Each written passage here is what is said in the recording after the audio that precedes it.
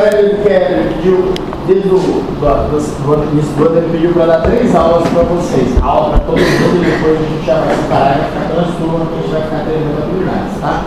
Essa é uma delas que está incluída, que ele pede para fazer o preenchimento da carteira de pré-natal.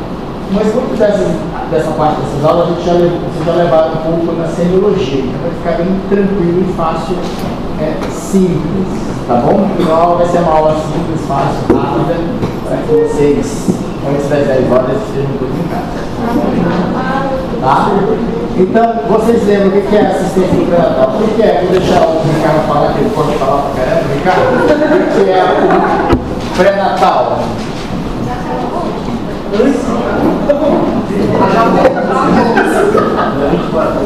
Pode botar pressão. São consultas feitas na gestação. Ajuda ele aí com essas gestações. Você vai avaliar e acompanhar a gravidez. Acompanhar a gravidez. Teu nome é? Manuel. Não, Vai, Manuel, então, vou falar pra ti, Manuel. Natal vai ser o acompanhamento da gestação. Vai ser o acompanhamento. Qual é o objetivo do pré-natal, então? O que vocês acham? Prevenção de risco? Prevenção de mal. Eu consigo prevenir malformação? Aí sim, vai ser. Consigo prevenir se eu fazer consulta pré-concepção, ou seja, que é antes de engravidar, eu consigo. Por exemplo, qual é uma medida que a gente consegue prevenir um tipo de malformação? Bem simples, ácido fólico, vai evitar o quê? Qual é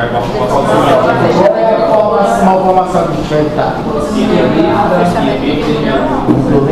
Fala tu primeiro. Do tubo neural. Do tubo neural. Quais são as doenças que dão escola? O que vai dar? Isquemia bífida. O que mais? Meningocele. O que mais? Pronto, agora as duas vão ficar bonitas. Tá? Qualquer alteração, qualquer malformação do tubo neural que vai no sistema nervoso, você consegue prevenir ácido fólico, mas geralmente 3 meses antes, tá certo? O que mais então que eu consigo prevenir? Doenças que eu consiga tratar, carências nutricionais. O que mais eu posso fazer durante o pré-natal? E aí? Então o que é? São conjuntos de medidas da natureza médica, sociais, psicológicos e cuidados que geram proporcionar à mulher um desenvolvimento saudável da gravidez. Não é só porque a gente tem que acolher. Muitas das mulheres que estão aí, que vão para o pré-natal, gente, elas vão para o pré-natal com aquele sonho de que vai ser mãe, que quer ser mãe, mas não está preparada. Não estão preparadas. Essas mulheres que chegam não preparadas, elas vão ter vai ter, como que eu posso dizer para vocês, um pré-natal muito ruim. E esse pré-natal muito ruim vai gerar lá no final um parto ruim, um puerpério pior ainda, e depressão pós-parto, vai dar maior risco de cesariana, porque a paciente não foi bem preparada. Então, eu tenho que fazer um bom pré-natal com o meu objetivo de quê, pessoal? Prevenção e detecção de doenças precoces, patologias precoces. Eu tenho que fazer de tudo para minimizar essa sobrecarga. E para muitas pessoas é muito fácil. Mas hoje em dia, onde a mulher está inserida no mercado de trabalho, ela tendo que, às vezes muitas delas solteiras, sendo ela a cabeça da família, onde ela tem que sustentar os filhos, é muito difícil para ela, tá certo? E eu tenho que aproveitar desse embalo e possibilitar intervenções adequadas para manter a saúde, tanto materna como fetal, tá certo? E quais são os pilares disso? Eu tenho que fazer primeiro, durante o pré-natal, eu tenho que fazer primeiro uma confirmação da gravidez. Eu tenho que fazer o meu pré-natal o mais precoce possível. Também eu tenho que diagnosticar as doenças que ela já tem. Eu tenho que saber que doenças ela já tem. Por exemplo, tenho que saber se ela já é hipertensa, se ela é diabética. Eu tenho que tentar proporcionar para ela que ela esteja o mais saudável possível antes dela engravidar. Como também ser bem acolhida, pessoal. Uma das coisas que acontece muito, principalmente que a gente vai perdendo a sensibilidade, são aquelas mães que têm um monte de filhos. A gente fala de novo, às vezes a mãe não quer nem engravidar, cara. Aí a questão vai, cara, mas não quer, só que vocês sabem que tem muitas mulheres ainda que não logicamente não estão, mas que são bem submissas e o marido não tem condição, não existe não, o quer de qualquer jeito, de qualquer forma, no puerpério, no qualquer. Vocês precisam ver nesse mundo todo. Já chegou pacientes de pós-parto com menos de 15 dias com hemorragia porque o marido não quis, se a mulher não quis dar, todo mundo puerpério não, você vai me dar, e foi em relação a paciente sangrando e chega, entendeu? Não, você não quer dar, porque aí já começa, você tem outro e não sei o que, e por isso, e o filho é meu, e começa aquelas coisas todas. Então tem todo. A gente acha que as nossas famílias são tradicional, mas vocês não precisam ver nesse mundo que vocês vão entrar tratando das mulheres, como é que é tão problemática a vida delas, certo? E tudo isso para quê? Quais são essas medidas? Para preparar o paciente para o parto e para a maternidade, tá? Então, quando eu acho uma paciente que às vezes ela tem um parceiro, dois parceiros, então a gente não tem que tentar passar as nossas convicções, os nossos tabus, porque hoje em dia vai existir coisas que vocês vão ver. 2 mulheres e um homem chegando no consultório. As 2 mulheres, ou o casal, 2 mulheres grávidas. Uma delas está grávida. Para tentar, que ela queria a gravidez, conseguiram sêmen, introduziram e fizeram. Então você tem que tentar achar natural aquilo e tentar fazer o mais natural possível para que não transmita nenhuma. Às vezes dá uma vontade de perguntar, mas como é que foi?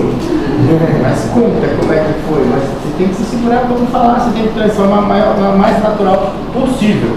Tá certo? Eu faço pré-natal de dois casais lésbicas, né? E conseguiram engravidar, conseguiram o sêmen do doador e inseminaram. Inseminaram lá natural, com seringa, e vingou as 2. Tá lá. E chegam as 2 mulheres lá. Mas eu já no começo eu não perguntei, mas depois que eu ganhei a confiança delas, eu falei, mas como é que foi? Fala pra mim aí. Eu não me aguentei, fala menina, como é que foi essa festa? Tá? Então o meu objetivo do meu pré-natal é sempre aconselhar e educar, apoiar a gestante no núcleo familiar. Tá? Tem que sempre instruir a gestante em relação a respeitar essa gravidez dela, tá? Eu tenho que explicar para ela sobre o trabalho de parto, cuidados com o recém-nascido, tá? Cuidados com ela mesma para poder melhorar a saúde dela. Também temos de novo prevenir, identificar qualquer anormalidade materna que possa existir. Eu tenho que dizer para ela se essa criança, se o feto tem algum tipo de malformação, qual vai ser os cuidados que terão com ele, qual vai ser os próximos passos durante a gestação, tá certo?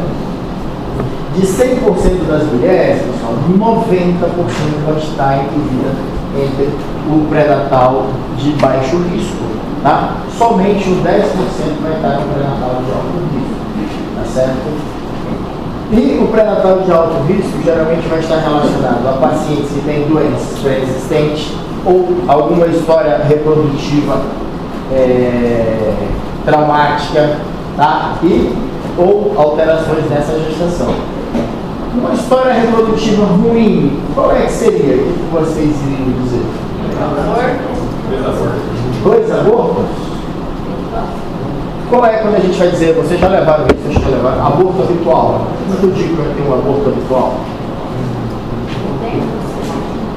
Aborto habitual. Como é que eu vou dizer? Esse aqui é um aborto habitual. Vocês não levaram ainda não, né? Acho que três abortos ou mais, tá? Então, se tem 3 abortos ou mais, a paciente já tem diagnóstico de aborto habitual. Então, automaticamente, ela já vem com o meu pré-natal de alto risco, tá? NAT morto, se eu não sei a causa, já entra aqui, porque eu tenho que investigar por que foi esse NAT morto, por que essa criança morreu, qual foi a gestação. Então, já entra na história reprodutiva traumática, tá certo? Muitas das pacientes, vocês vão vendo, vai lá, chega, imagina o trauma para aquela mulher, para a paciente, coloca no lugar dela, 38 semanas esperando, berço pronto, tudo pronto, todo mundo esperando, vai para a maternidade, quando vão olhar, a criança em óbito, perto em óbito, NAT morto. E aí, como é que fica depois? Para a gente foi mais um dia, né? Olha, senhora, infelizmente a criança morreu, a gente vai induzir o seu parto, então não vai ter seu parto. E vai ser a família. Então, aqui que a gente tem que, já inclui aqui, ó, na história reprodutiva ruim, a gente vai ter que passar o pré-natal todo fazendo o que com essa paciente? O que vocês acham? A gente vai ter que ser o pré-natal inteiro falando com a paciente? Acompanhar e preparar a sorte dela. Falar só, não é porque aconteceu essa tragédia que vai acontecer de novo. Pode, aí você me faz, como eu sempre faço, morreu com 38, eu tiro com 37,5.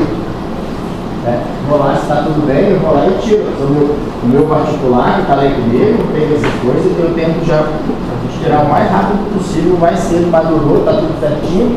Opa, vamos logo tirar essa criança. Antes de algum outro problema. Não sei qual é a causa, eu não tenho serviço de verificação de óbito, eu vou fazer tirar, porque a criança depois de 37 para fora, para cima, às vezes está melhor aqui fora do que lá dentro, né? Tá certo? E como é que eu vou fazer a estratificação de risco? Na maternidade municipal, nós temos uma anamnese, nós sempre fazemos uma anamnese detalhada, né? O paciente já entra, já passa por lá, fazemos toda para ver se tem alguma doença já pré-existente, fazemos um exame clínico e ginecológico, fazemos uma boa história clínica obstétrica, vemos se tem antecedentes familiares. Por que os antecedentes familiares, pessoal? O que você acha qual é? O que vocês acham? Que doenças que geralmente se a mãe tem? Pré-eclâmpsia, doença hipertensiva, diabetes gestacional, se a mãe teve, geralmente a família vai ter também, então eu tenho que saber tudo isso. Outra questão, se a mãe e as irmãs, qual foi o tipo de parto que elas tiveram? Quer ver uma mãe que só teve parto cesariana, parece que todas as coisas só querem cesariana, porque não, minha mãe não conseguiu, só foi cesariana, foi do mesmo jeito, a minha irmã foi cesariana, e eu também. Difícil para a gente que está numa maternidade municipal, atendendo o público quando chega essa paciente, porque ela não se preparou em nenhum momento para parto normal, que ela escutou desde o início, antes do começo, quando ela ficou grávida, que sempre nasceu cesárea, e a família inteira não conseguia ter parto normal, só cesariana. Então, é uma coisa muito ruim para você ter que. No primeiro momento, as coisas vêm com a diversidade durante o trabalho de parto, ela já quer, eu quero cesárea, eu quero cesárea, eu quero cesárea, eu quero cesárea, eu quero cesárea. É um Deus nos acuda. Por isso, que é importante saber na história do obstétrica, se foi só isso aqui, porque eu tenho já desde o início falar, olha, você tem funções, você tem tudo, vamos tentar, vamos fazer atividade física, não vamos aumentar muito os pesos, para que você tenha um bom parto. Tá? Eu tenho que fazer os exames complementares, tenho que fazer muito além do exame físico, saber se essa paciente deveria ou não, se ela está feliz ou não com essa gestação, tá? E saber se ela tem condições financeiras, como é o núcleo familiar onde ela está inserida, tá certo? Lembrando, o Ministério da Saúde ele preconiza quantas consultas? 6. Então, até 28 semanas, são quantas vezes por mês? Uma ao mês, né? De 28 a 36 e de 36 a 41 semanais, tá certo? E aqui, ó, não existe alta do pré-natal, sabe? Ah, não, você está de alta, não. Você fica com esse paciente geralmente até o puerpério, tá? Só vai depois que ela saiu da gravidez e ela começou a entrar na classificação. O Zugaib, então, ele faz uma classificação que eu gosto muito, ele classifica o pré-natal em 4 fases, o puerpério. Ele classifica o puerpério em puerpério imediato, né, que é os primeiros 24 horas, imediato, tá, que é os primeiros 7 dias, tardio, que é os até 60 dias, e o remoto, o puerpério remoto, que é até a paciente começar a menstruar. Tá? Quando ela não menstrua, ela ainda está no puerpério, ela está no puerpério remoto. Menstruou, ela já saiu do puerpério, porque ela já está apta para engravidar novamente. Tá certo? Então, na primeira consulta, o que a gente geralmente faz com o nosso paciente? Fazemos uma anamnese detalhada e estratificamos o risco para saber se ela é pré-natal de baixo risco ou de alto risco. A gente já sabe que 90% dos nossos pacientes serão de baixo risco, mas eu tenho que procurar esses 10% que são de alto risco. Já aproveito e faço os exames complementares, já solicito uma ultrassonografia no primeiro trimestre para quê? A gente... Ótimo, palma para ela lá, tá vendo? Quem já pediu ultrassonografia no primeiro aqui trimestre? Na primeira consulta, a gente vai pedir para quê? Datação, para datar, né? O que mais? Isso que você falou mesmo, você qual é o nome disso? Viabilidade, para ver se está, para ver se está viável, porque a gente já sabe que pode estar dentro, mas pode estar dentro do útero, não é? Aproveitamos fazer o exame físico e vemos a possibilidade da autocultura de BCR, né? Anamnese, o que eu vou ter que ver a anamnese? Nome, olha só, entra como pré-natal de baixo risco se tiver uma idade de 15 anos até 35. Depois disso, os extremos, menos de 15 e mais de 35, já entra em que lugar? Vai para que lugar? Alto risco. Preste atenção, os extremos são sempre ruins. Aqui para baixo e aqui para cima tem um risco bem aumentado de ter, porque qual é a doença que mais tem? Pré-eclâmpsia. Os extremos da vida também. Os extremos da vida sempre levam a ter problemas de pré-eclâmpsia, tá certo? Etnia, saber, a raça negra tem maior tendência a ter aumento de pressão, tá? A ter, e por isso a gente tem que estar controlando bem. Estado civil, por que o estado civil é importante? Porque se for solteira, entendi. Vários parceiros.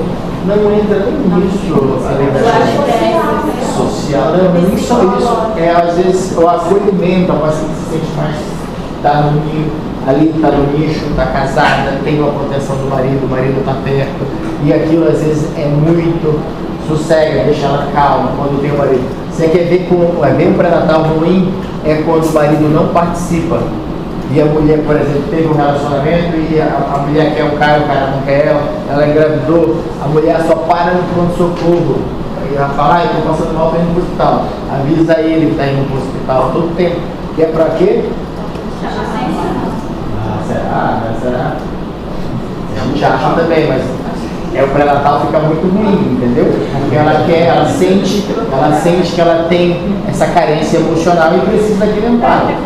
Tá bom? Então, é uma das coisas que a maioria da gente pensa. Só que a gente tem que fazer o quê? Não pode julgar, tem que atender, examinar, ver se está tudo bem, se está tudo certinho. A gente tem que... Como essa? Não é possível. De novo, a senhora aqui, não pode falar isso. Isso está ruim, como é que a senhora está? O que está acontecendo? Né? Você tem que chegar e você tem que chamar até desse escuro. Você está aí, chama quando ele vier, você quer falar com ele para ver isso, para ver colocar, mas você vai ver, ela não vai estar, e ele geralmente não está presente, tá? Então ela quer que ele participe, e é uma forma de pedido de ajuda, o paciente vai encontrando, tá? Profissões também, a profissão dela eu preciso saber, tá? Se a profissão que ela tem é uma profissão que ela mexe muito com braçal, se ela é, por exemplo, trabalha no pesado, se ela é catadora de lixo, se ela é alguma coisa, porque eu tenho que saber como é que ela vai se virar nesse preparação dela. Então, se ela faz alguma coisa, só o serviço sentado, para ver se ela não vai ficar no sedentarismo durante a gestação. Procedência da vida onde ela está vindo, tá? Porque a gente já sabe, todo mundo já sabe, vocês passaram em cena, tá? Procedência que vem doenças que são de cada cidade, de cada localidade, tá?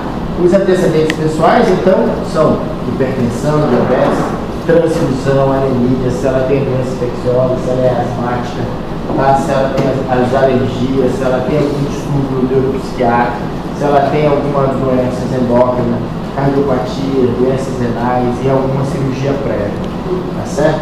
Essas cirurgias que a gente sempre pergunta se ela teve, a maioria delas são pensando em útero, pensando na parte ginecológica. Hoje em dia, o que mais está entrando dentro das cirurgias prévias? Eu falei de útero, né? E que essas cirurgias que a gente tem que ficar preocupado. Como está acontecendo bastante, as mulheres estão engravidando e quais são as cirurgias? Não é tanto, né? A abdominoplastia, né? Aquela barriga que eles fazem. Eles fazem uma aplicatura do reto todinho. Então, automaticamente aquela barriga já vai dilatando com dificuldade, tá? Já vai comprimindo, a paciente vai sentir mais dor no final, tá? Então, sempre tem que ficar sabendo quais são as cirurgias que a paciente tem. Na amnésia, saber se a nossa paciente tem tabagismo, se ela é estilista, se ela usa algum tipo de droga, se ela usou maconha, cocaína, tá? Se ela tem alguma história de DST, tá? Se ela tem os ciclos menstruais dela, como é que é? Se ela usava algum método anticonceptivo, se ela está usando DIU, é bem comum a gente achar pacientes com DIU e gravidez, é muito comum, tá? Uma das coisas que eu falo em orientação para vocês, se alguém perguntar como é que eu retiro esse DIU, fica a gravidez inteira, vai depender da paciente. Se o DIU está na frente do saco gestacional, eu posso tirar esse DIU, tá? Agora, se ele estiver atrás do saco gestacional, eu não posso tirar esse DIU. Eu só retiro se ele estiver na frente do saco gestacional, tá bom? Não, às vezes aparece, o parto ele vai tranquilo, se ele estiver atrás, ele vai, separa, o parto sai, ele não entra no saco gestacional, não dá nada. Muitas vezes você tira, tá lá os dois. Ele te entrega o DIU. Na frente tem que obrigatoriamente tirar? Se ele trazer os dois, sim, porque senão ele vai fora na hora que a bolsa da coisa, ele vai perfurando, tá? Mas aí você tem que fazer consentimento informado, tem que avisar a paciente, tem risco de abortamento, tudo. Porque você puxa, pode sangrar e pode perfurar. Mas, às vezes, se você não tirar, vai perfurar sim ou sim. Entendeu? Mas você tem que saber, a paciente ainda corre aquela questão, mas se deixasse não ia poder virar, então você tem que orientar e tem que pedir consentimento dela para poder tirar. Tá bom? E os antecedentes obstétricos que precisa saber: número de gestações e número de partos. Se teve aborto, tá? A gente já sabe descobrir esse aborto habitual, né? Mais de 3 abortos, tá? Se teve parto prematuro, eu tenho que saber se minha paciente teve incompetência eixo-cervical. Nós falamos um pouco sobre isso. Alguém lembra? Como é o diagnóstico? Isso. Como é que é? Do colo. Isso. Se o colo for menor que 2,5, já tem o colo curto, né? A gente tem que ficar atento. Então, o colo curto em si não fala a favor do diagnóstico de incompetência eixo-cervical. Ele vai dizer assim, opa, eu tenho que ficar atento. Mas agora, o diagnóstico, se eu tenho a paciente que já sofreu 2 partos prematuros entre 24 e 26, já me fala que essa paciente tem sim uma incompetência eixo-cervical. Tá? Se minha paciente é antes de 13 semanas, eu oriento ela a esperar que semana, de 14 a 16 para fazer o quê? Cerclagem. Cerclagem. Eu vou cerclar esse colo, tá? Eu vou fazer o cerclagem. Geralmente a gente vai fazer a técnica de McDonald's, tá? Lembra do Big Mac? Tá? O McDonald's é o ponto que a gente faz lá com fio não absorvível, tá? Para você segurar e retirar. Retira depois de 36 semanas, tá certo? Não faz antes porque tem risco aumentado de abortamento, e também só faz mais tarde se for o caso de ele estiver abrindo, senão porque também tem risco de abortamento. Tá? Por isso que a data certa de 14 é 16 semanas, tá? Só para que vocês saibam, tá? Parto prematuro. Pacientes que têm parto prematuro numa gestação, a tendência é que ela tenha parto prematuro nessa. Sempre. Se tem parto prematuro, com quase toda certeza ela vai ter nessa outra. Por isso a gente tem que saber se foi cumprido 4, 5, saber se não teve causa nenhuma, provavelmente ela vai ter também com essa mesma semana, tá? Porque geralmente o útero dela só aguenta até chegar nesse momento. Tá certo? Número de filho vivo, neomorfos e natimorfos, tá? Eu tenho que saber quanto pesou as crianças que nasceram. Porque crianças que nascem com baixo peso, já me chama a atenção que ela pode ter tido uma redução de crescimento da útero, tá? Se natimorfos são aquelas crianças que já morrem automaticamente, já durante a nascem mortos, tá? Neomorfos nasceram e morreram, tá? Nasceram e tiveram morte nos primeiros momentos de vida e tudo isso.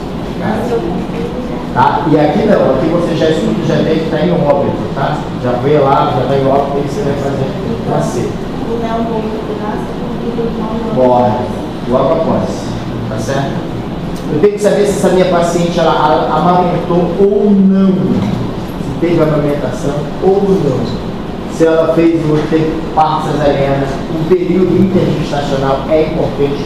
Qual é o período que o pessoal recomenda, que a gente recomenda que tenha cesariana? 2 anos. Bem sabido, tá? Isso é o intervalo interquartal, tá? E saber se ela teve cesárea anterior, eu quero saber qual foi o motivo da cesariana, tá? E se teve alguma complicação durante o pós-parto, por puerpério, tá certo? Gestação atual, o que eu preciso saber? Data da última menstruação e data provável de parto. Se a gravidez foi planejada ou não, se ela fez uso de droga na gestação e se houve ou não tentativa de aborto. Data da última menstruação e data provável de parto, todo mundo aprendeu a fazer os cálculos na aula, na semiologia, né? A gente bateu a cabeça, fez um monte de vezes, todo mundo aprendeu. Vai cair na prova, tá? Vai cair na prova idade gestacional, vou fazer os cálculos para você entrar lá. Idade gestacional, já vou dizer para vocês, idade gestacional, calcula a idade gestacional pela DUM, calcula a idade gestacional pela ultrassonografia, faça a correlação DUM e idade gestacional. Tá? Isso a gente, se vocês quiserem, a gente pode dar uma aula de novo sobre isso, mas eu acho que é desnecessário que a gente viu extensivamente na aula passada, no semestre passado, né? Fala. Eu disse que a menina pode ficar a idade nacional pela operação. Mas como é que é a maioria? Pela não sei, mas pela idade. É mais tranquilo ainda. Liga aí pra gente essa luz. Liga. Todo mundo lembra pela DUM, né? Pela DUM, como é que a gente faz? Pessoal? Quais são as duas fórmulas que a gente sabe? De 1 a 3, ou seja, de janeiro a março, qual é a fórmula? Mais 7, mais 9. Mais 7 o quê? Dia, mais 9, meses. E a outra de 4 a 12. A 12, qual é a fórmula? Mais 7, mais 3, mais 1. Então, mais 7 dias, mais 3 meses, mais 1 ano. Vamos pegar uma data aqui? Tchau, vamos ficar com a aula. Vamos pegar uma data qualquer? 16 de maio. Hã? 16 de maio. Então, se é 16 de maio, sem aula. 16 de maio. Se é 16 de maio, maio entra em que fórmula? Essa ou essa? Essa. Então a gente vai pegar e vai somar. Então a gente vai pegar aqui, ó. 16, 5, 24, mais quanto? Mais 7, ó. Mais 7, mais menos 3, mais 1. Né? Então vai ficar quanto? 6, dá quanto aqui? 23 de 2025. Né? Vamos pegar uma outra daqui. Rapidinho, outra do passado.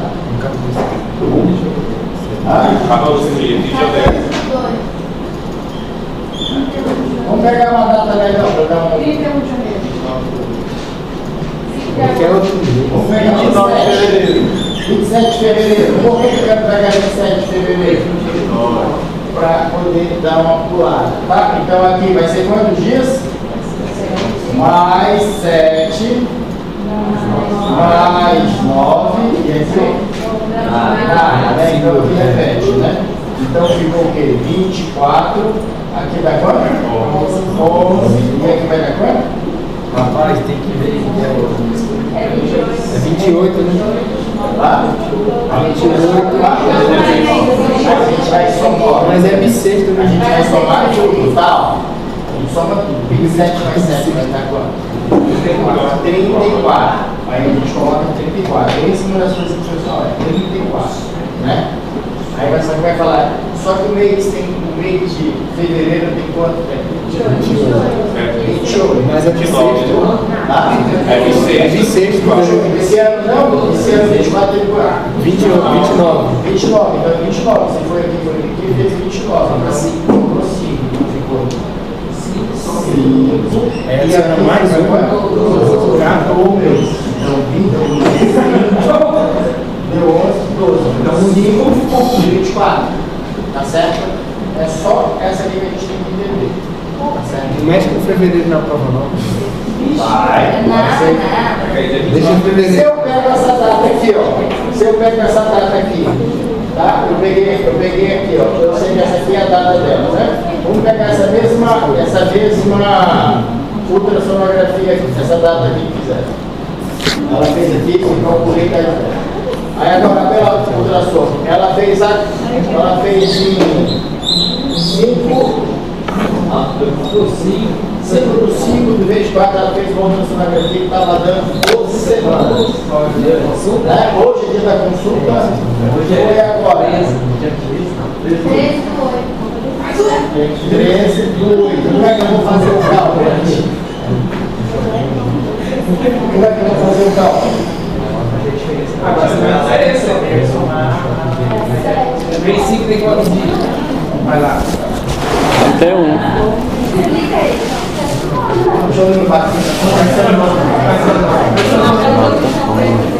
Se alguém tiver um papel melhor.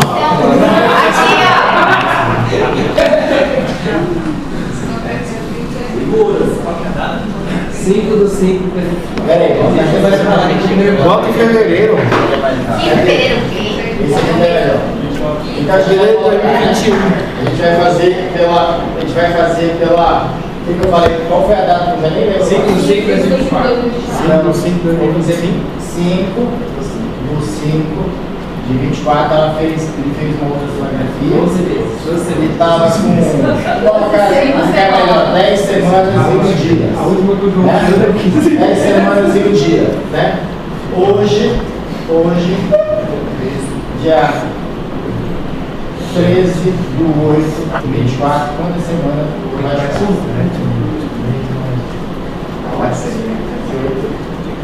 E aí, como é que você vai calcular? Esse é pro 8. Quantos cabelos tá dando? Bota em número,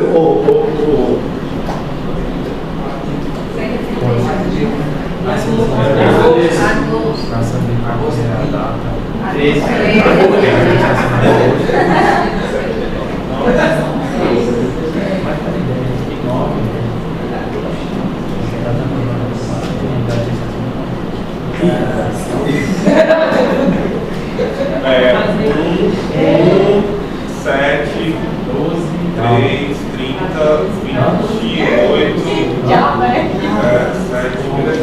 Sobe o e corta 4. É melhor? É 14. Isso é nosso foco.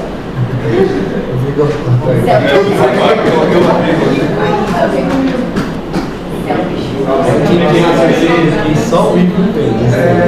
Lutando, eu imagino. Dizer que eu vivo desses Com 10 semanas, vai dar 24 semanas e 3 dias. Pronto, então já ficaram tranquilos, né? Já sabem, né? Todos sabem, então. Isso. Ó, A diferença é que na. presta atenção no que ele fez, ó. Calma, presta atenção. O que ele fez, ó, pessoal? Aqui, ó, para que vocês entendam. Aqui que ele fez. A data que ele já tem, ó. O que ele vai pegar? O mês de maio, ele vai pegar aqui. O mês de... Cadê essa preta de novo? Tá aqui. Ó, então ele vai pegar o mês de maio, junho, julho e agosto. Agosto, quantos dias já passou de agosto? 13. Já tem 13. Quantos dias já passou ali? Dia 5, quantos dias tem maio? 31. Quantos dias já passou? 5. Ficaria quantos dias? 26. Julho tem quanto? Julho tem quanto? O que ele fez? Somou tudinho. E aqui deu o quê? 100. Não é? Aí ele dividiu por 7. Aqui está quanto? Aqui? 14 semanas e 2 dias. Nem fiz o cálculo, tá? Vamos colocar aqui 14 semanas e 2 dias que sobrou. Tá? Se 14 semanas e 2 dias, essa aqui, daqui dessa data, de 5 de maio, até essa data, ele já estava com 14 semanas e 2 dias. Porém, tem que somar essas outras que ele já carrega aqui. Ó. Aí eu somo mais essa. Eu vou somar 10 semanas e 1 dia. Então a data ficou 3 dias e aqui 24 semanas. 24 semanas e 3 dias que ela tem de gestação. Entendeu? Professor, quando dá, por exemplo, 14 semanas e eles são meio de 8 dias, eu jogo pra frente, né? Aí tu vai 8. A gente falou, se deu 8, 7 semanas, já é uma semana e o aumento de semana Ao tem mesmo 20 dias. tempo. Tá bom? Tá certo, pessoal? Então, já tem uma pergunta. Já tem uma pergunta dada para vocês já na prova. Já tem um e-mail para vocês aí. O senhor vai tirar na prova? Vou colocar na prova. Já tem um e-mail para todo mundo, então depois você para ver isso, eu coloco direito de 11 anos. Tá? Vamos lá então. Então. Vai estar com a calculadora? Tá? Nada. Chega lá no você está no Copa do Mundo. Tá? Depois, eu tenho que lembrar da anamnese. Se a paciente está hoje, isso aqui a gente já falou que já está deixando já está em desuso, né? A anamnese, a gente fazer a anamnese, saber os sinais de gravidez de presunção, saber de probabilidade, saber de certeza. Mas aqui ainda tem sintomas de gravidez. Ah? Não, são magros? Então é difícil. O que a gente está acontecendo hoje? A paciente já chega com beta. A paciente já chega com ultrassom. Tá? Ah, aí. Então, dor na mama, cefaleia, náusea, tontura. Eu tenho que saber que eu vou tratar. Eu tenho que saber se eu vou tratar se é alorreia, dialismo, tá? Se tem queimação, perda de peso, diminuição da bebida. É normal que uma boa parte, raras as engravidas tem aumento da libido. Mas tem algumas mulheres que tem essa manifestação, tá? Presença ou não de sangramento. Eu tenho que saber o peso, a estatura do meu paciente, tá? Eu tenho que saber pulso, pressão, fazer uma boa anamnese, uma boa avaliação da cabeça, do pescoço, tórax, abdômen, avaliar meu paciente como um todo, tá bom? A amamentação, isso aqui era a amamentação, tá? Durante eu tenho que preparar já a minha paciente justamente para que ela vá passar. Uma das coisas que a gente não acontece no nosso pré-natal, que eu também sou um dos que peca bastante, é que eu não preparo a minha paciente para a amamentação. Tá? Às vezes a gente vai ficar tão focado no parto e acaba esquecendo de preparar o nosso pré-natal para fazer uma boa amamentação. E com isso, o que acontece? Fissuras na mama. A paciente se sente... Eu tenho pacientes que choram tanto, se desesperam tanto, pessoal, porque não fizeram uma boa preparação, não fizeram tratamento, não foram ensinadas que teriam que amamentar. Então isso é uma das coisas que a gente tem que parar e tem que perder, geralmente é 1, 2 horas, explicar, ter método, avisar onde que ela vai poder, porque isso é coisa que ninguém ensina. Todo mundo acha bonito, né? Tem que amamentar, amamentação exclusiva, mas ninguém sabe o sofrimento que é para a mulher amamentar. O sofrimento que é acordar, tá lá a criança de 3 em 3 horas, dormir meia-noite, quando dá 3 horas a criança lá e vem pro peito. Aí 2 horas depois de novo, então você tem que ter toda uma estratégia para poder fazer com que a paciente não sofra, não passe por isso. Ela vai sofrer, mas que fique mais adequada e melhor. E a gente não faz isso, tá bom? Lembrar que os batimentos, né, com menos de 12 semanas, a gente geralmente não consegue escutar os batimentos. E a partir de 12 semanas, somente até alguns pacientes são muito magrinhos, a gente começa já com 12 semanas. A gente vê. Se não, é muito difícil a gente achar. Tá certo? A gente sempre, quando a gente não escuta os reservas, a gente sempre tem que afastar se a paciente não é muito obesa, tá? Ou se não é difícil. Geralmente a gente tem que entender que no início da gestação, a criança pode estar muito perto da cicatriz pública, tá? A gente quando vai olhar, está com 2 semanas, vai procurar muito perto da cicatriz umbilical. E quando ele está lá embaixo, tá? Então a gente tem que estar atento a isso, tá certo? E se a gente não conseguir ouvir, depois de 12 semanas, nós sim somos obrigados a pedir uma ultrassonografia, tá? Não ouvi, não consegui, procurei, não achei, eu não posso falar, não, tá aí, tá normal, só eu que não estou conseguindo achar. Eu tenho que achar, ouvir e mostrar para o meu paciente, tá bom? Se eu tenho uma bradicardia ou taquicardias, que são sinais de alerta, eu tenho que sempre afastar se a paciente está com febre ou não. Eu tenho que suspeitar desse paciente se ele tem um sofrimento fetal agudo, tá? Se teve contração ou não. Normal que depois de uma contração o batimento ele suba e depois caia, tá? Então eu tenho que saber se minha paciente tem contração ou não, tá certo? Eu tenho que fazer um exame ginecológico, fazer um exame especular e fazer um toque vaginal, tá? No segundo trimestre, quais são os sintomas e os sinais que ele pode ter? São sintomas, às vezes são alguns sintomas novos e ele também pode conseguir levar todos os sintomas que ele já teve. Náuseas, vômitos e tudo isso. Porém, geralmente a queimação diminui, a dispepsia diminui. Só que aí já começa a aparecer fraquezas e desmaios, são as quedas abruptas de pressão que tem. Quando o paciente se levanta rápido. Então eu tenho que explicar para ela que é normal, tá? Eu tenho que explicar que às vezes é normal, que a barriga está crescendo, está distendendo os ligamentos redondos, então a paciente vai sentir dor, tá?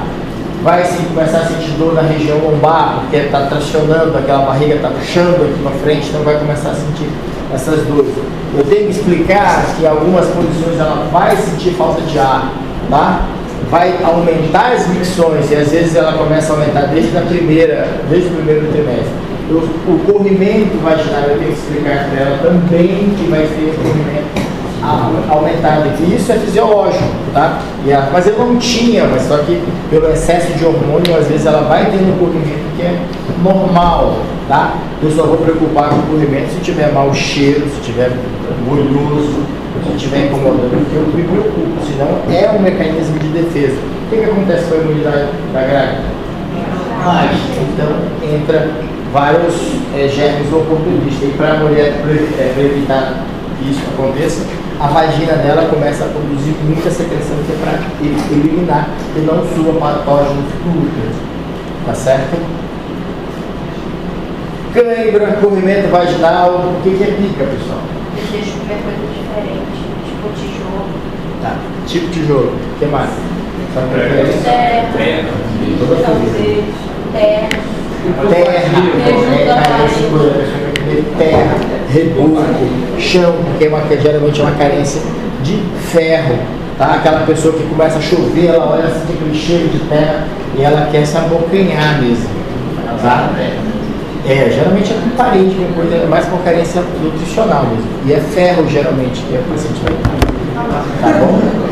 Sonolência, pessoal, tem muito diagnóstico de gravidez que é dado pela sonolência. A paciente fala, eu não consigo ficar acordada, eu não consigo ficar acordada. Eu acho que ele já está grávida. Já está grávida, né? Já está grávida, né? Você está abrindo a boca aí toda hora. Tá? O crescimento do uterino, o útero vai crescer. Então a gente lembra que a partir da 20ª semana até a 30ª semana, quanto é que cresce por semana? Geralmente a partir da 20ª semana é 1 centímetro por semana. Até 30 semanas então é normal. Então uma das coisas que a gente vai saber, se 28 semanas, vai ter quantos centímetros? 28. Até 30 ou até 36? Até 30. Depois disso ele ainda dá um estirão. Aí a gente às vezes cresce muito. Entendeu? Até 30 semanas a gente fica tudo preso. Tá? Até 30. E geralmente vai uma correlacionada com a outra. Tá? Terceiro trimestre, o que eu vou ter que explicar para você? Vai intensificar as dores lombar, vai existir varizes, vai ter as hemorroidas, vai aparecer cloasma gravídico nela. Vai aparecer estrias, mulheres, mas que tudo como é, as estrias novas, que cor são?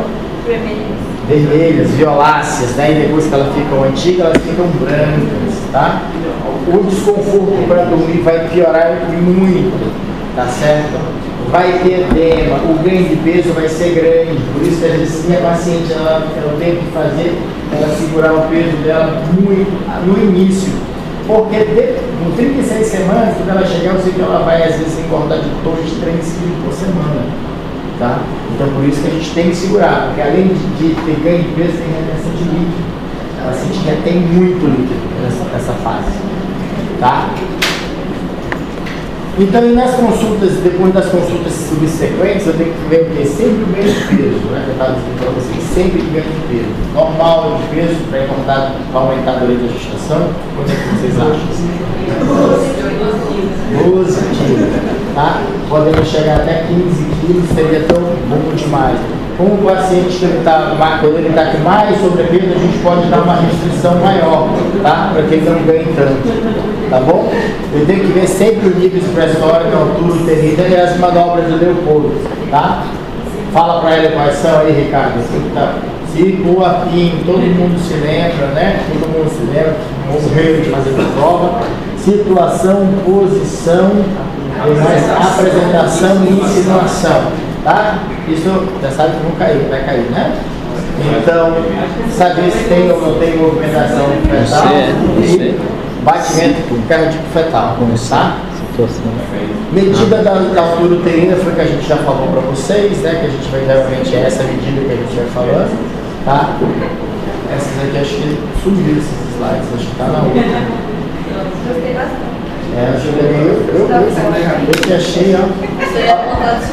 Tá bom? Os exames que a gente vai medir, o exame do laboratório, pessoal, lembra? Hemograma, tipagem sanguínea, fator RH, CUMES, as sorologias, tá? VDRL, HB-SG, hematite, anti-HCV, HIC1 e 2. Eu tenho que pedir uma glicemia em jejum, exame de urina com urocultura, toxoplasmose, IgG, IgM. Ó, vê que aí não tá nem rubéola, nem citomegalovírus, nem nada. Esses são os exames laboratoriais que a gente geralmente pega. Não, esses aqui são... Quando a gente for pedir o RH para paciente e ela for negativa, a gente tem que pedir o CUMES direto. Direto, a gente até a gente pede. Porque o indireto a gente sempre pede. É indireto. CUMES indireto a gente pede. Não. O que é? Porque se eu vou pedir o fator RH e CUMES indireto. Se ela for negativa, eu tenho que pedir direto. Não. Mas é que ela não teve ainda anticorpos nem nada, tá de boa, pode continuar tranquilo. Entendeu? Se positivo, se aí eu tenho que ficar titulando. Eu tenho que ver se ela está subindo ou não. Vocês vão agregar se ela tiver sangramento ou não, se ela teria hemorragia ou não. Às vezes a gente está fazendo essas pacientes com parceiro RH positivo, mesmo que a gente não tenha nem nada, não teve, a gente faz com 28 semanas. Alguns pacientes, entendeu? Independente, sem saber se é RH do RM, tá? Porque se for negativo do RM, tá de boa, não vai ter isoimunização, nem para a próxima gestação.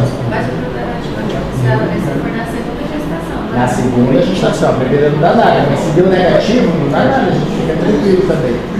Tá? Ó, esse aqui são o que eu falei para vocês? Obrigatório. Agora os não obrigatórios que a gente vai pedir, e que geralmente eu peço em todos, com exceção da eletroforese de hemoglobina, que eu não peço, tá? É tireoide, TSH, peço ultrassonografia externa, peço rubéola, citomegalovírus, tá bom? Por quê? Porque às vezes agora a gente tem citomegalovírus que está relacionado com microcefalia. Então eu tenho que pedir, porque eu tenho que, se minha paciente apresentar esse quadro, eu podia ter descoberto aqui na frente, aqui atrás, ia fazer uma coisa, não, mas pelo menos eu sei de onde que veio essa microcefalia, entendeu? O que eu não pedi, tá? Fazer um EPF, uma copistologia, um corte, lembrando, quando eu for fazer, se a paciente não fez aí nada, eu tenho uma lesão, eu tenho que colher somente o quê? Copistologia, um corte. Se eu for fazer durante a gestação, eu tenho que fazer de que forma?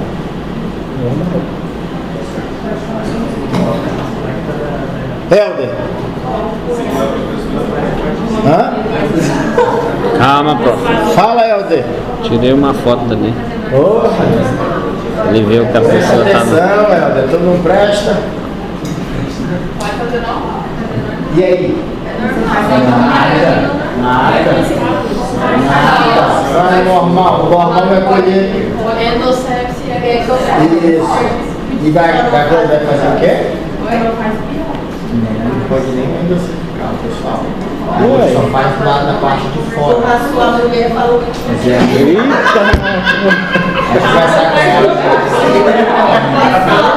Tem um risco aumentado. Tá vendo que eu vou colocar?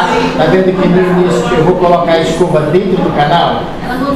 Pra girar? Ela disse que era pra colocar na Ela falou que Tá, só estimula.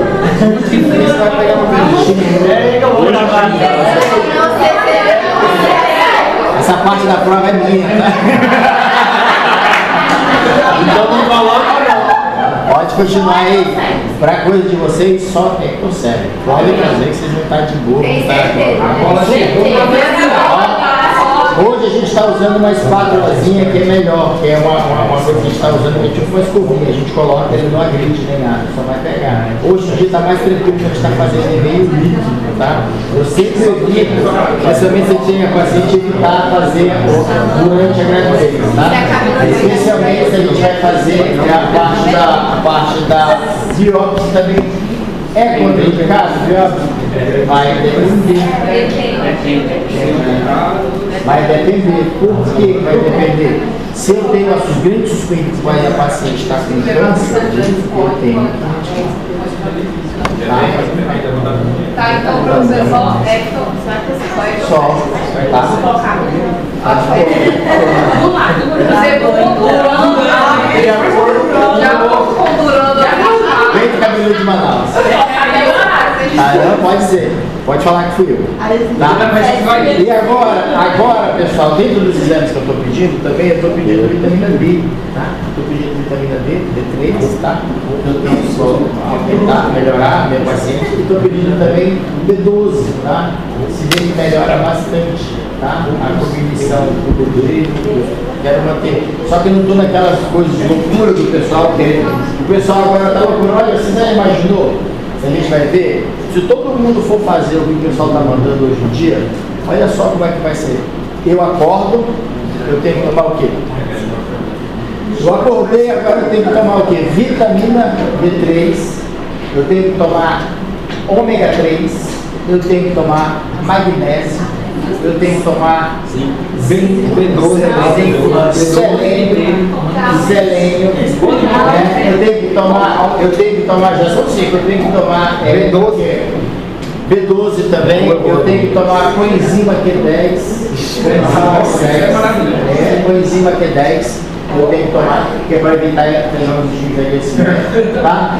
Eu tenho que tomar Lugol a 5%, 3 gotinhas, para melhorar, entendeu? Todo mundo, se você for procurar os nutrólogo, eles recomendam que você faça tudo isso, sua questão é receita de bolo para todo mundo. E agora, sal integral, é 1 litro de sal integral do Himalaia, que é uma colher diluída, é uma colherzinha de sal diluído para 1 litro que você tem que tomar.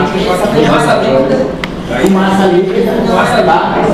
Então, olha o tanto de coisa só para eu acordar o que eu tenho que tomar, tá entendendo? Então, os valores que o pessoal está fazendo agora são valores extremamente exorbitantes. Se você vai ver alguns vídeos daqueles caras que você vai olhar, às vezes são umas coisas absurdas. Aí eles dizem assim, esses médicos não sabem de nada, você tem que ter, porque a coenzima P912, que não sei o que vai operar e tudo isso, e vai enganando vocês, vão falando. Se convence um monte de médico que está indo, imagina leigos, porque tem preguiça de estudar. Tá entendendo? O que é bom que você tem que fazer, quando tem déficit, você tem que fazer. O paciente tem déficit de B12, quanto você vai ter déficit de B12? Não, sintoma vai ser tudo exatamente memória, perdendo memória, estou esquecendo as coisas, estou com muito problema, não tenho alimentação deficiente de proteína animal. Então tem que experimentar. O paciente com vitamina B12 lá, apática, sem nada, sem vontade de fazer nada, imunidade baixa, infecções de repetição, melhora tudo a imunidade. Tá? Já tem estudo que comprova, isso é verdade. Se você tem um paciente que está com um grito de imunidade baixa, você faz uma dose alta de vitamina D3 injetável, o paciente melhora rápido, porque melhora a questão da imunidade. Tá? Então lembre-se, a gente vai prescrever o que o paciente realmente está precisando, tá bom? E não inventar fórmula de bolo nem nada, não inventando medicina. A medicina já está aí. Agora o pessoal está inventando, já não tem mais que inventar, agora tem que inventar moda. Tá? Não é obrigatório, não? Quando que eu tenho que pedir? Eu já disse para vocês? Já pedi, está pedido isso aqui. Isso aqui é que eu não vou pedir ela todo tempo. Vocês lembram quando que a gente falou? A nossa ultrassonografia que são obrigatórias, que a gente disse? Não foi? A primeira, não, foi 7 semanas, foi a morfológica, não é?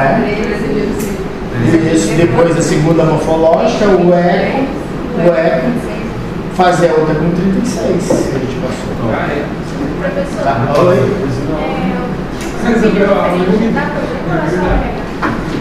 Tem uma pequena parte de incompatibilidade de ABO, mas é bem raro, tá? O que mais dá é o fator RH, tá certo?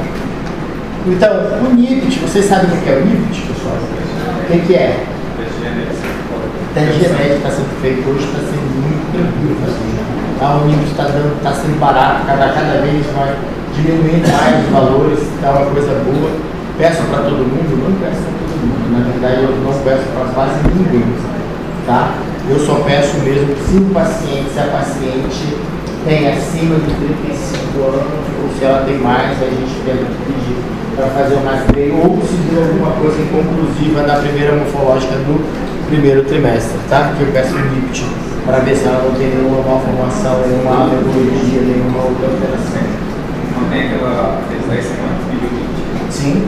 Mas às vezes a gente começa a fazer com 11 semanas, mas depois se der eu passo mais tarde também. Tá?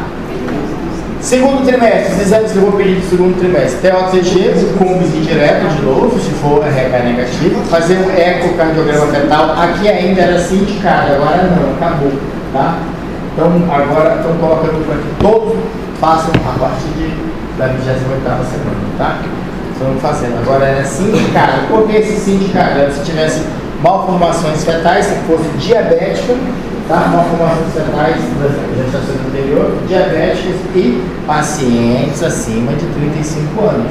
Hoje em dia a gente já está preparando que faz para todo mundo. Tá certo?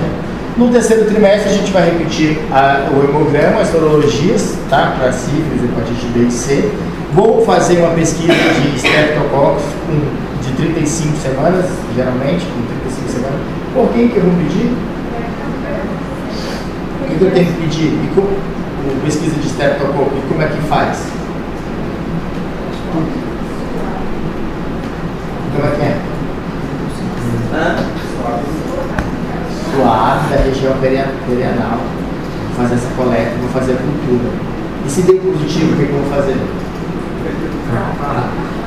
Tratar? Não, calma. Só para saber se tem. Eu vou tratar quando ela entrar em trabalho de parto. Quando ela entrar em trabalho de parto, aí eu vou tratar. Por que eu devo tratar? Por que eu tenho que tratar? Sepse neonatal, sepse neonatal. Então essa bactériazinha está relacionada muito a isso. Então tratando, se a paciente deu positivo, eu não trato de imediato, tá? Eu vou tratar durante o trabalho de parto. Quando ela entrar em trabalho de parto, começou as contrações, eu já faço a minha ampicilina, geralmente 2 gramas a cada 6 horas até ter a criança, tá bom? Então é para prevenção disso. Se for cesárea, vou tratar? Não precisa. Porque não vai ter contato com o fluido, vai sair por cima, não tem. Tá? Só faça a profilaxia com cefalotina 2 gramas. Tudo bem? É a ampicilina ou você A ampicilina, tá? Os exames e os exames que a gente vai fazer, o que é o ideal? Tá? O que a gente vai fazer? Então, ó, geralmente a gente diz que a ultrassonografia não é obrigatória para paciente de baixo risco, tá? O pessoal vai fazer, mas só que a ultrassonografia ficou agora, é algo que nós temos que fazer, sim ou sim, faz parte da complementação do exame, tá? A época ideal que ele diz, que alguns autores dizem que é fazer de 16 e 20 semanas, só que o ideal para nós, que a gente faz, que preconiza, Febrasco, todo mundo, 6 a 9 semanas de idade gestacional, de 11 a 14 a primeira morfológica, de 18 a 24 semanas a segunda morfológica e no terceiro trimestre para ver crescimento e o PDF. Quem sabe o que é PDF? É o DSAP. Trabalha na maternidade, tem que saber.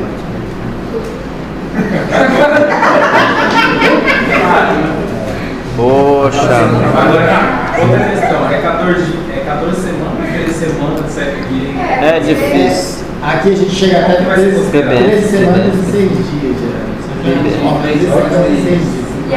Eu já tenho pacientes meus que eu mandei fazer até com 14 semanas, quase 15 semanas, se fizeram de novo. Então, você tem um ultrassonografista bem, é bom que você vai fazer, porque você tem que tirar qualquer dúvida se tem alguma malformação ou não, né? Eu peguei o eu e já conseguiram fazer. O que é a diferença que você vai fazer?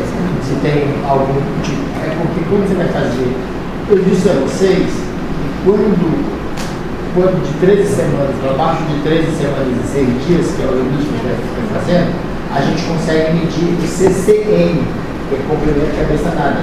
E aí vai mostrar se tem um tamanho, se está certo. Eu disse para vocês também, se passar de 85 milímetros, a gente já não consegue mais. A gente já não consegue mais medir cabeça, medir tudo. Cabeça, medir circunferência abdominal, de fêmur, diâmetro biparietal, tá? Então ele tem que fazer tudo certinho. Então, o que é? Por isso que ele te manda 3 semanas e 6 dias, porque ele vai estar menor e esse CCM vai estar menor. Entendeu? Mas ainda, se tem, ele peço ainda que geralmente tem esse cara que eu uso, é o Deus, é a Adriana, que já tem um coisa que eles vem vem alguma informação grosseira, alguma coisa. Para ver trissomia do quadro, 21, Down, que eu vou pedir a translucência bucal, geralmente ele faz 13 semanas e 6 dias, porque é quando a gente vai ver o melhor dia para medir a translucência bucal. Entendeu? Porque ele não vai ter passado aos 85, porque passou de 85 é circunferência, tudo já, os parâmetros mudam, os índices mudam, tá certo? Mas eu peço do mesmo jeito para ver se eles conseguem fazer, tá? do fetal, de 26 semanas até 30 semanas. Isso, a meta de 28 para você fazer. Essa é a alteração do terceiro. Tá? É melhor fazer com 28 semanas É com 36.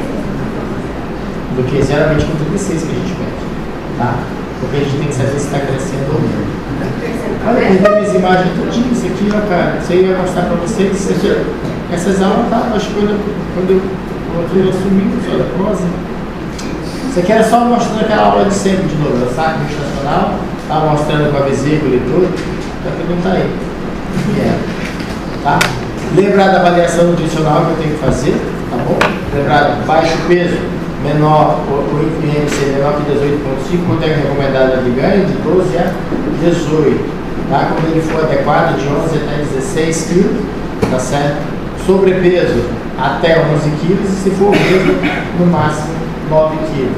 Geralmente o meu limite sempre é de baixo, tá? Na minha paciente eu sempre peço o limite inferior. Tá? Todas elas eu peço o limite inferior. Se chegou no limite inferior está de bom também, tá? Se engordou, aumentou de peso 12 quilos, tá? Se aqui também continua com 12 quilos, continua o sobrepeso também com menor, se for de 9 quilos também está de bom, e o obeso somente 5 quilos. Porque tem reserva, tem da onde chegar. Por isso, vai entrar na gestação inteira, também ele só pode voltar. Gestação inteira, tá? Mas isso aqui sempre nunca é assim, tá? Isso aqui sempre é o contrário, que parece que aqui, ó, o paciente que está aqui importa muito mais, tá? Se ele já está aqui, é que ele vai embora, tá? É difícil a gente tentar manter. Porque os pacientes geralmente que estão nos extremos aqui, ó, ou ele está aqui ou está aqui, eles têm problemas com peso mesmo, problemas com a alimentação. Então é muito difícil a gente conseguir mantê-los, tá? Então, eu sempre tenho que iniciar aqui a suplementação, aqui de ferro. Como é que eu vou iniciar? Geralmente o ferro a gente começa com as 16 a 20ª semana, tá? É o que diz para a gente começar a suplementar ou começa a cair, tá certo? Tem que passar o que os livros falam, tá? Porém, o que geralmente a gente costuma fazer? Todo mundo inicia a suplementação logo no suplemento. Ácido fólico a gente mantém até 12 semanas, tá? Até 12 semanas. E o que a gente dá? 40 a 60 mg de ferro, que dá 200 a 300 mg de ferro, tá? O professor solta, é porque assim, então eu não inicio o ferro a partir de 12 semanas, porque eu tinha entendido assim, foi passado. 12 semanas, tira o metilfolato e inicia o ferro. Como é que a gente mantém, então? Como é que a gente faz? Pode ter, isso aqui é coisa do lugar. A recomendação que tem no Ministério da Saúde é iniciar com 12 semanas, tá? 12 semanas. Eu passei a classificação dos lugares velho, porque 16 a 20 semana. Eu saí, sabe quando é que eu entro nos pacientes? Porque eu estou fazendo o tratamento terapêutico. Aqui, o que o Ministério, o que a gente vai colocando? Isso aqui é para prevenção de anemia. Eu estou prevenindo, porque quando é uma dose terapêutica, eu tenho que dar 3 vezes a mais. Então, se eu vou dar 3 vezes a mais, eu começo a dar profilática lá no começo. Antes, mal não vai fazer. Tá? Às vezes eu tenho feito de dinheiro, talvez, não sei tudo. Eu lembro lá. Não tem contraindicação da profilaxia, tá? Não tem. Ácido fólico tem. Sobrecarga de ácido fólico tem. Tem estudos que estão demonstrando, não está ainda. Não bateram ainda o martelo, mas viram que a sobrecarga de ácido fólico tem um resquício de ver com autismo. Tá? Então ainda tem aqui uma coisa para estudar em relação a isso. Nós sabemos, viram que tem uma relação, mas ainda não chegaram a cravar que é isso mesmo. Porque o autismo a gente já viu que é multifatorial, ainda não tem uma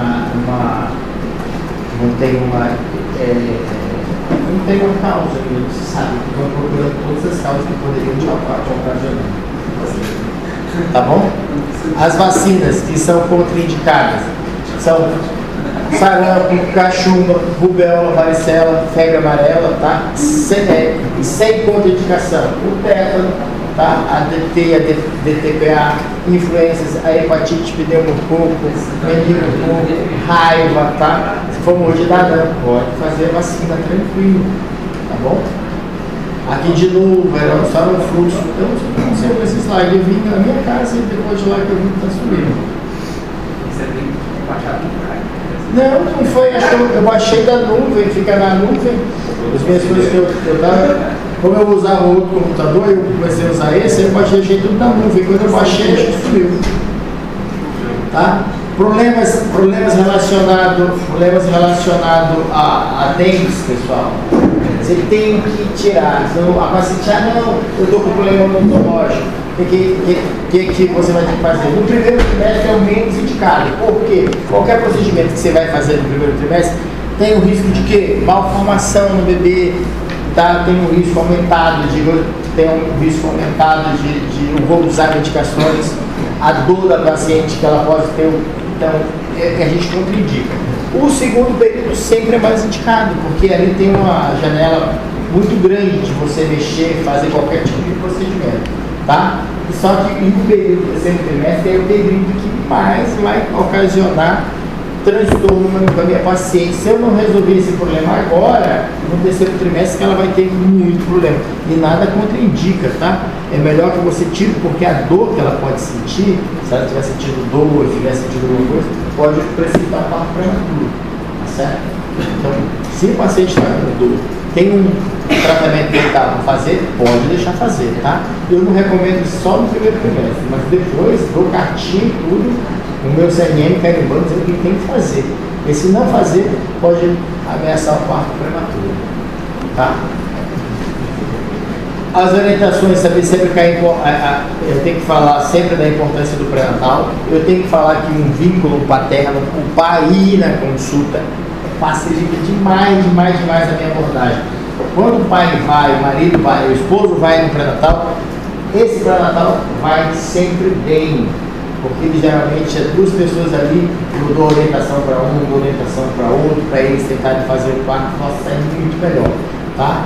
Sempre controlando a nutrição. Se eu vejo que a minha paciente tem um problema com comida, ela não come bem, a comida dela é totalmente desregrada, eu já encaminho para o nutricionista para fazer, eu coloco um outro profissional para me ajudar, eu explico para ela quais são os sinais de alerta, o que ela deve ficar preocupada, se ela houver sangramento, se subir a pressão, se aparecer esfotomas, se aparecer desmaio, se diminuir a movimentação fetal, se perder o líquido, se perder o sangue, eu faço todas as orientações para essa paciente.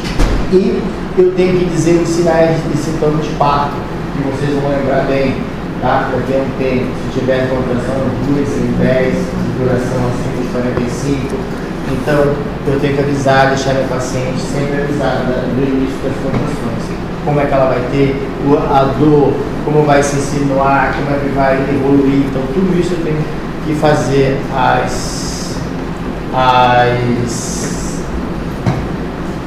fazer essas orientações. A consulta do puerpério, quando o paciente teve a criança, eu tenho até 30 dias. O que eu vou fazer? Eu tenho que fazer a anticoncepção.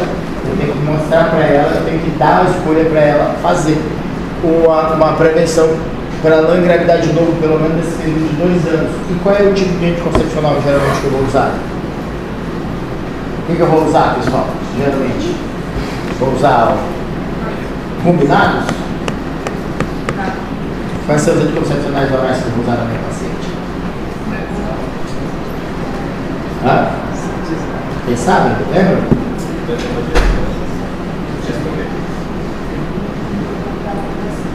Lembra do progesterona?